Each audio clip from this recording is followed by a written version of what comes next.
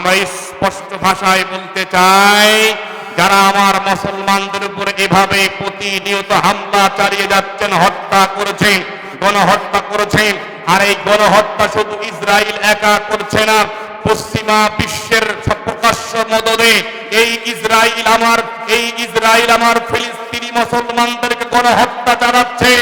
এই ইসরায়েলের বিপক্ষে সারা পৃথিবীর মুসলমান ঐক্যবদ্ধ হয়ে গর্জে উঠতে হবে, তাদের বিরুদ্ধে অবস্থান নেওয়া লাগবে, প্রতিবাদ জানান লাগবে। বাংলার মুসলমানের প্রতিবাদের সবচেয়ে বড় ভূমিকা হলো ওই ইসরায়েলের যত পণ্য বাংলাদেশে রয়েছে সকল পণ্য বয়কট করতে হবে, বন্ধ করে দেওয়া লাগবে। যারা ব্যবসা করেন ইসরায়েলের পণ্য ব্যবসা বন্ধ করতে হবে, যারা ব্যবহার করেন ব্যবহার বন্ধ করতে হবে, ইসরায়েলে খাবার যারা খান খাবার বন্ধ করতে হবে। এইটা যদি করতে পারি ইসরায়েল অর্থনৈতিকভাবে ধ্বংস হয়ে যাবে। কতক্ষণ ঠিক না? আমরা দেখেছি আমাদের ফিলিস্তিনি মুসলমানদের উপর বড় বড় হামলা চালিয়ে গণহত্যা চালাচ্ছে। আমরা যখন ইফতার করি, সুন্দর ইফতার আমাদের সামনে, আর আমাদের ফিলিস্তিনি ছোট্ট ছোট্ট কচিকাছা মাছুম বাচ্চারা আমাদের মা বোনদের উপরে গণহত্যা চালানো হচ্ছে, ওই সময় রাষ্ট্রে তারা দৌড়াদৌড়ি করছে। আমি কালকে রাতে একটা ভিডিও দেখলাম, এক ফিলিস্তিনি মা, তিনি একজন চিকিৎসক ডাক্তার, বিভিন্ন যারা ইসরায়েলে হামলায় আহত হয়েছেন, রক্তাক্ত হয়েছেন, তাদের চিকিৎসা নিয়ে ওই মা কঠিন ব্যস্ত রয়েছে, ছুটাছুটি করছে। এমন সময় একটা মেয়ের লাশ বা আহত বা নিহত হয়ে হাসপাতাল দিয়ে যাচ্ছে খাটে করে নিয়ে। ওই মা বুঝতে পারে নাই যে এটা আমার মেয়ে, হঠাৎ করে বুঝতে পারছে আমার মেয়ে। উনি পাগলের মতো দৌড়াদৌড়ি করছে। তার মেয়েটা, তিনি আহত হয়েছেন, তার মেয়েটা গুলিবদ্ধ হয়েছেন, তার মেয়েটা ইসরায়েলের বড় বড় হামলা আহত হয়েছেন, দৌড়াদৌড়ি করছে। আহারে আহারে, কি ইসরায়েল কি শুরু করেছে! এই রোজার ভিতরে আমরা ইফতার করি, সেহরি করি, তাদের কোনো খাবার নেই, ইফতারি নেই, সেহরি নেই। আলহামদুলিল্লাহ, বাংলাদেশের সচেতন নাগরিক উদ্যোগ নিয়েছেন, ফিলিস্তিনিদের জন্য সাহায্যের হাত বাড়িয়ে দেবেন। তেমনি একটা উদ্যোগকে আমরা সাধুবাদ জানাই। এই বাংলাদেশের আগামী দিনে আকাঙ্ক্ষার একটি নাম, মানবতার ফেরিওয়ালা, আমাদের প্রিয় রাহাবার গণমানুষের সংগঠন শহীদ কাফেলা, বাংলাদেশ জামাত ইসলামীর কেন্দ্রীয় আমির জামাত, আমাদের প্রিয় কলিজার টুকরা রাহাবার ডাক্তার শফিকুর রহমান হাফিজাহুল্লাহ তাআলা, তিনি বলেছেন যে আমরা উদ্যোগ গ্রহণ করেছি, গাজায় মুসলমানদের জন্য আমরা ত্রাণ পাঠাবো, সাহায্য পাঠাবো, অর্থ পাঠাবো, তাদের পাশে আমরা দাঁড়াবো। আমি এই উদ্যোগের কিছু ওয়েলকাম জানাই, ধন্যবাদ জানাই, সাধুবাদ জানাই, এবং আমরা আমাদের জায়গা থেকে সাধ্য মতো গাজায় মুসলমানদের পাশে দাঁড়াইতে চাই, থাকতে চাই। কথা কোন ঠিক কিনা? কারণ তারা আমাদের ভাই, তারা আমাদের বোন, তারা আমাদের মা, তারা আমাদের আত্মীয় স্বজন, তারা মুসলমান। তাদের যদি এক ফোঁটা রক্ত ঝরে আমাদের কলিজায় আঘাত লাগবে, এটাই বাস্তব, এটাই সত্য। কথা কোন ঠিক কিনা? আমরা স্পষ্ট ভাষায় বলতে চাই, যারা আমার মুসলমানদের উপর এভাবে প্রতিনিয়ত হামলা চালিয়ে যাচ্ছেন, হত্যা করেছেন, গণহত্যা করেছেন, আর এই গণহত্যা শুধু ইসরায়েল একা করছে না, পশ্চিমা বিশ্বের প্রকাশ্য মদদে এই ইসরায়েল আমার ফিলিস্তিনি মুসলমানদেরকে গণহত্যা চালাচ্ছে। এই ইসরায়েলের বিপক্ষে সারা পৃথিবীর মুসলমান ঐক্যবদ্ধ হয়ে গর্জে উঠতে হবে, তাদের বিরুদ্ধে অবস্থান নেওয়া লাগবে, প্রতিবাদ জানান লাগবে। বাংলার মুসলমানের প্রতিবাদের সবচেয়ে বড় ভূমিকা হলো ওই ইসরায়েলের যত পণ্য বাংলাদেশে রয়েছে সকল পণ্য বয়কট করতে হবে, বন্ধ করে দেওয়া লাগবে। যারা ব্যবসা করেন ইসরায়েলের পণ্য ব্যবসা বন্ধ করতে হবে, যারা ব্যবহার করেন ব্যবহার বন্ধ করতে হবে, ইসরায়েলে খাবার যারা খান খাবার বন্ধ করতে হবে।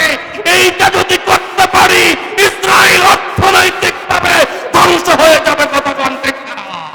ইসরায়েলের পণ্য বয়কট করে ঈদের সময় তো বিভিন্ন যে পানি ঠান্ডা এগুলোই বেশি বেশি খায়। দয়া করে এইগুলো খাওয়া যাবে না।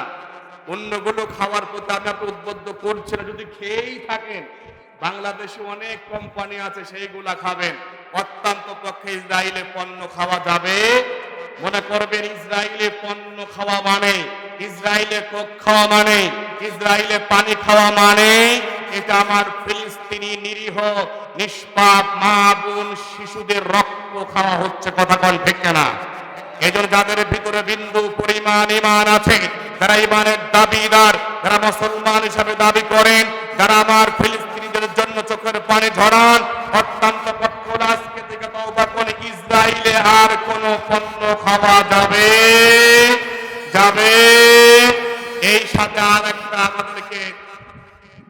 আর একটা শক্ত হাতে আমাদের এই কর্মসূচি হাতে নেওয়া লাগবে। কারণ এই বাংলাদেশ আমরা যখনই চাই একটু ঢেলে সাজাবো, যখনই চাই যে বাংলাদেশ থেকে সুন্দর জায়গা নিব, যখনই চাই বাংলাদেশ একটু ভালো চলুক, তখনই দেখি আমাদের বিরুদ্ধে বৃদ্ধা আঙ্গুল দিয়ে আমাদের ভিতরে নাক গলায়, আমাদেরকে নিয়ে বিভিন্ন ভাবে তারা ষড়যন্ত্র করে।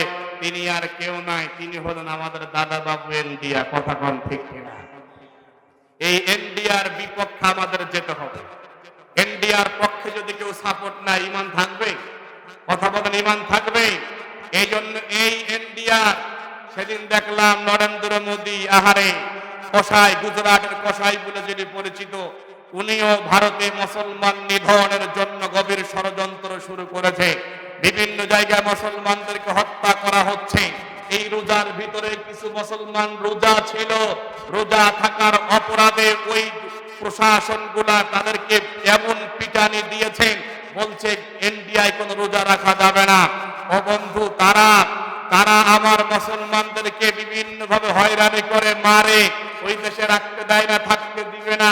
আর আমার দেশের হিন্দুরা মায়ের কোলে যেমন শিশু ঘুমায়, এমন ভাবে আমার দেশের হিন্দুরা ঘুমায়। কথা কোন ঠিক কিনা? আমরা আজকে যে অঞ্চলে মাহফিল করছি, অঞ্চলে হিন্দু আছে না নাই? আছে না নাই? আছে বলতে হিন্দুই বেশি আছে। একজন হিন্দু বলতে পারবে না ইসলামের দ্বারা, কোরআনের পক্ষের শক্তির দ্বারা মুসলমানদেরকে দ্বারা একজন হিন্দু নির্যাতিত হয়েছে। কথা কোন ঠিক কিনা? এটা আমি গ্যারান্টি সহ বলতে পারি। আমার বাংলাদেশের কোন হিন্দু একজন ইসলাম প্রেমিকদের দ্বারা, মুসলমানদের দ্বারা, বিশেষ করে জামাত, চরমোনাই, হেফাজত শিবির, ইসলামী আন্দোলনের কর্মীদের দ্বারা একটা হিন্দু নির্যাতিত হয়ে নাই। কথা কোন ঠিক না? যদি হয়ে থাকে সেটা হলো রাজনৈতিকভাবে বিভিন্ন দল যখন এসেছেন তাদের মাধ্যমে হতে পারে, ঠিক না? অথচ পাশে ইন্ডিয়া আমাদের হিন্দু ভাইদের দ্বারা মুসলমান নির্যাতিত হয়। বন্ধুরা আমার, এজন্য আসুন আমরা আরেকটা শক্ত সিদ্ধান্ত নিই। আমরা ইন্ডিয়ার পণ্য যদি ব্যবহার না করি, ইন্ডিয়ার খাবার যদি আমরা না খাই, আমরা কি মরে যাব? মরে যাব?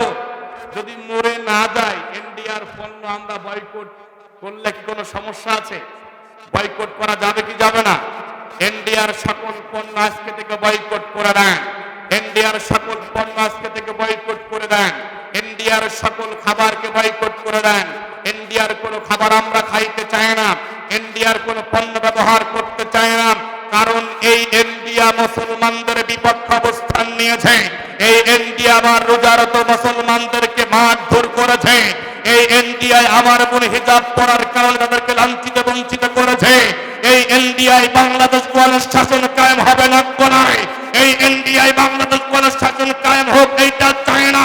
যারা চায় না আমাদের জীবন থাকতেও তাদের সাথে কোনো কম্প্রোমাইজ নাই। কথা কোন ঠিক কেনা? আর ইন্ডিয়ার পক্ষে সোজা কথা বলছি, ক্লিয়ার কথা বলছি, সোজা সাপ্টা কথা বলছি। ইন্ডিয়ার পক্ষে বাংলাদেশের যারাই সাপোর্ট দিবে তাদের সাথে কোনো কম্প্রোমাইজ নাই, তাদেরকে উলঙ্গ করে পিটানো হবে। ইন্ডিয়ার সাথে যাদের সম্পর্ক আছে তাদের সাথে আমাদের কোন সম্পর্ক আছে? নাই। আগামী দিনে আমরা চাই ইন্ডিয়া মুক্ত একটি সোনার বাংলাদেশ গঠন করতে চাই। আল্লাহ কবুল করবেন, আমিন।